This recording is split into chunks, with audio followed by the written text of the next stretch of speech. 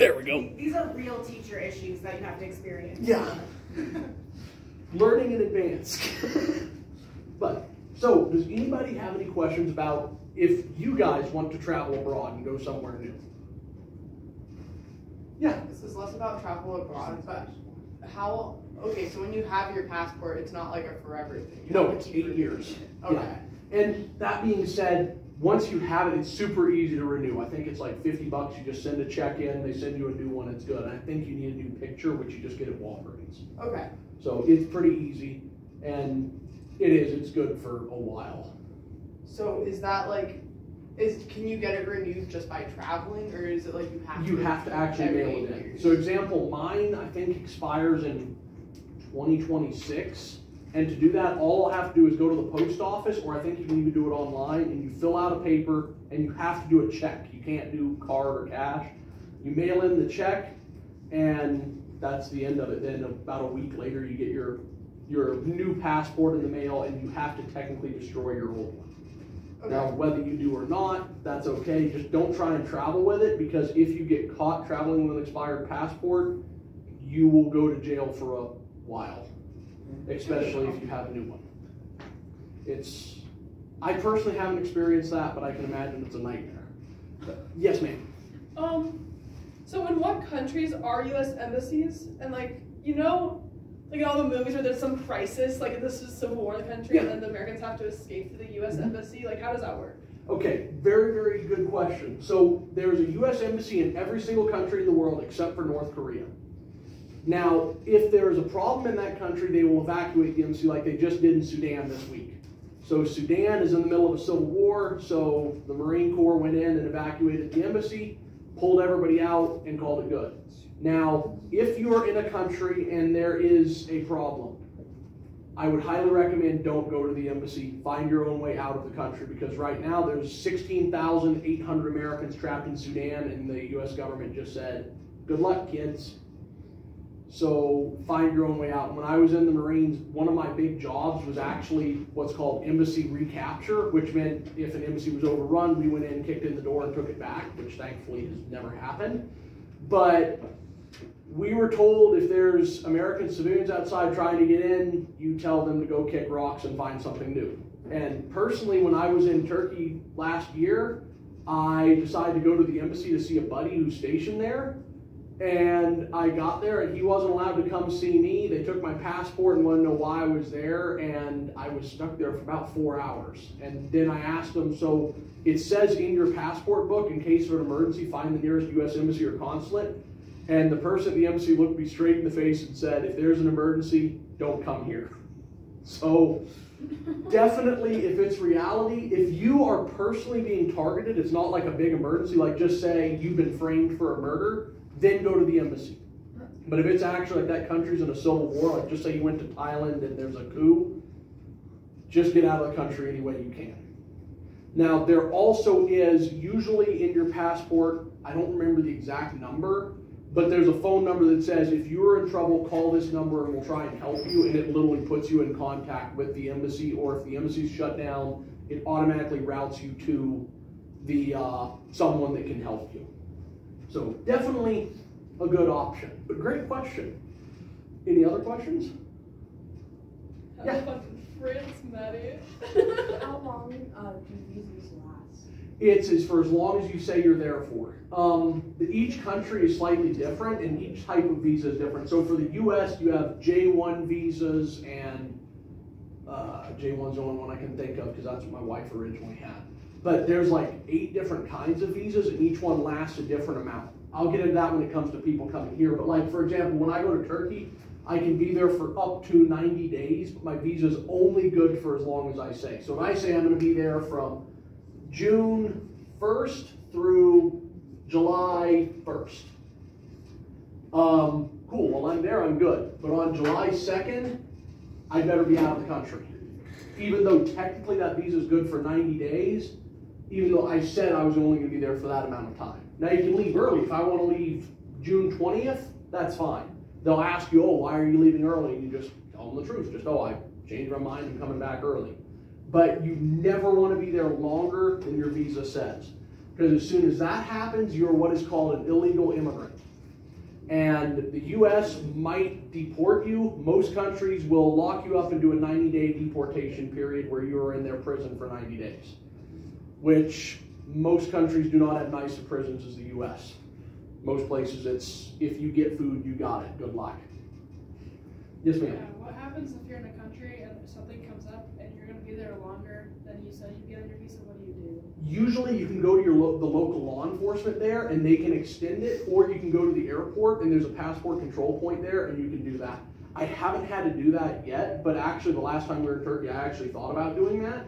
And it would have just been go to the passport control agent and be like, hey, this is my passport, this is my visa. Officially, I'm only here till October 31st. Is there any way I could extend it to November 10th? And they'll say, cool, pay us $60 and you're good. So it's the biggest thing is as long as your visa is still good, you don't have a problem. It's when it expires is when you get in trouble. But, great question though. Anybody else? Yeah. So why is the expired passport like a big deal? Mainly because a passport can be faked if it's expired. It's not easy because they hit it with a UV light and all this other stuff. But a lot of people cannot get passports. Felons cannot get certain types of passports. If you're going to Canada, you cannot have a DUI. If you go to Canada and they find out you have a DUI, they'll put you in jail for a very long time. If you go to Singapore and you have a DUI, it's a capital punishment. They can kill you. What? Oh yeah, Singapore was wild. We went there and they told us if you spit on the ground, they'll give you 10 whips in public. If you say a bad word in public, they can cut your tongue out. It's wild. Beautiful country, but definitely crazy. So it's not like it wasn't the Hague. Yeah, but so it's one of those things that it's just say I really wanted to go to Singapore and I have a DUI. And I go to you and your passport just expired. And I go, hey, I know you're supposed to destroy this, but if I give you $1,000, can I have it? And you give it to me and I take it home and I scrape it off and I put in my new information. As long as they don't really look into it, I could probably get away with that and get there. And it's more to protect you, but also because if you do that, the U.S. is not going to help you. For example, if I went there and I had a DUI and I didn't know and they let me slip through the cracks, I could probably call the U.S. Embassy and they'd send somebody to come and help me, like a lawyer and that kind of stuff, to try and get me home.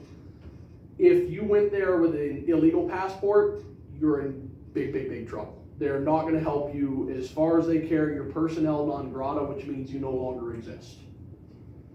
And that's why it's a big deal, is your illegal passport. If it's expired and you've got a new one, so if it's just expired and you went there, like, hey, your passport's expired, I'm sorry, we'll deny you entry, and they send you home. If you go there and it's expired and they pulled up, you have a new passport, most likely you won't get in big trouble because they'll realize it was just a simple mistake.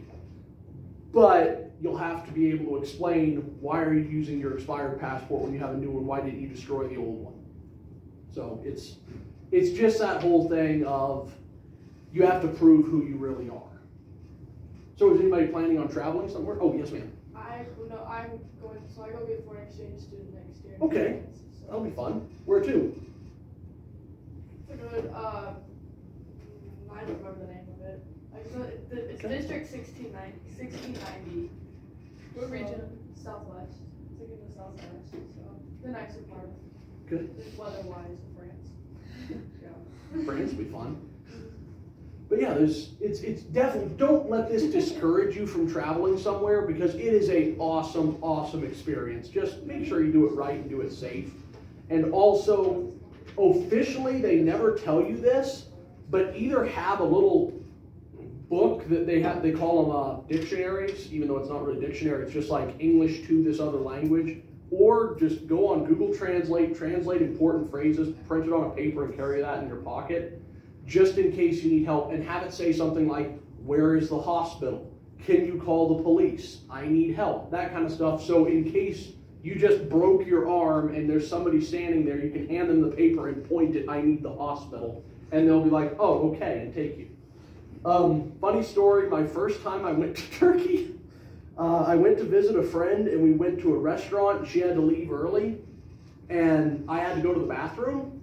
And I went to the waiter and I'm trying to say I need to go to the bathroom, and the poor guy did not understand English. And it turned into a 10-minute thing of me saying, please, toilet, bathroom, something. And finally the guy figured it out and went, water closet. Yeah. And I went to the restroom. But definitely, it's learn words. Just a few of them's important. Don't have to know the language, but know a few important phrases. Now, on the other hand, so that's us going somewhere. Now, if they are wanting to come here, it is a whole different animal. And I'm familiar with Turkey especially, but like I have friends from Japan, Pakistan, Korea, and they all say it's the same process. So, you have to, one, get your passport. And they get their passport, which for a lot of countries, if you do not have good standing with the government, you're not getting a passport. If you have any kind of criminal charges against you, you're not getting a passport. Turkey, if there's any official thing you spoke out against the president, you're not getting a passport. In fact, Turkey's getting really bad about that. That if you have done anything the government doesn't like, you don't leave the country. But once you have your passport, you call the U.S. Embassy to set up an appointment. Now, to do that costs you $100. Now, fun fact, in Turkey, your average person's monthly wage is around $600. So you're talking a solid chunk of your money, figure like $500-600 for here, to just call to set up the appointment. That doesn't even mean you get the appointment. So first you get passport, then you get appointment, then you get the appointment date if you're lucky. Now, it doesn't matter where you are, you have to go to the U.S. Embassy, which is in Ankara, Turkey. So if you're 8-hour drive away, you got to drive 8 hours to get there. And if they say you have to be there at 9 a.m. on Monday, you would better be there at 9 a.m. on Monday. Now, once you get that date and you go there, you have your interview. That interview is in English, which admittedly it's not, you don't have to be fluent, but they make sure you can carry on a basic conversation. If you get there and your English isn't good enough, or if they determine you haven't had a good enough job, they're not sure you're going to go back to wherever you're from. If you go there and they determine that they think you might be a threat, your visa gets denied and you get sent home. And it's an additional $500 to do the interview. So you now get sent home with nothing. Now, just say your interview gets approved. You get the check mark. Now it goes to the next step, which is you wait for your visa. Your visa is an additional $500 or $600 depending on what you get. You can either get J1, which is a student visa. You are a foreign exchange student. Or they have F1, I remember, is a worker, which your F1 student visa is good for 3 years, and F1 is only good for 6 months. And then there's another one, which is a tourist visa, which the visa itself is good for 6 years, but you can only be in the U.S. for 30 days at a time, which is kind of confusing, but it happens. Now, you get approved for one of these, which thankfully you don't have to go anywhere, and you mail in your passport, and they put this big page on your passport that's a sticky thing that goes in, and you're good. Then you get to go to plane ticket and come to the U.S. So, cool, you're excited. Now that you're in the U.S., just pretend you decide you want to stay here. If I decide I want to stay in Turkey, just pretend I wanted to live there. All I have to do is literally send in a paper, and they do an extended background check, which takes, I think it's 20 days, and congratulations, I can stay there. Now, if somebody from another country wants to stay in the U.S., it doesn't matter if you're Canadian, Mexican, Turkish, whatever. It is a nightmare. You go to either what is called a lottery or you have extenuating circumstances. The lottery is literally we give out, you have to have what's called a green card, which is a permanent residence card. To get that, you either go to the lottery, which they give out, I believe, 100 a month, or maybe it's 100 a year, I don't remember. Odds are they are not going to get it. Or you have extenuating circumstances, which is you're either seeking asylum, meaning your country is trying to kill you. You are married to a U.S. citizen, or you have a child in the United States.